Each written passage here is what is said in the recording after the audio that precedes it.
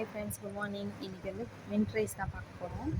என்னென்னு பார்க்கலாம். தேவையான பொருள்: பச்சை மிளகாய், இஞ்சி, கொத்தமல்லி, கருவேப்பிலை, புதினா எல்லாம், உப்பு, புளி இதை போட்டு நல்லா பேஸ்ட்டாக அரைச்சி எடுத்து வச்சுக்கோங்க. ஒரு கடாயில் எண்ணெய் ஊற்றி கடுகு, உளுத்தம்பருப்பு, முந்திரி பருப்பு, கருவேப்பிலை இதெல்லாம் போட்டு நல்லா வதக்கிட்டு அந்த பேஸ்ட் எடுத்து அதிலே ஊற்றி தேவையான உப்பு போட்டு கொதிக்க வச்சு எடுத்து வச்சுக்கோங்க.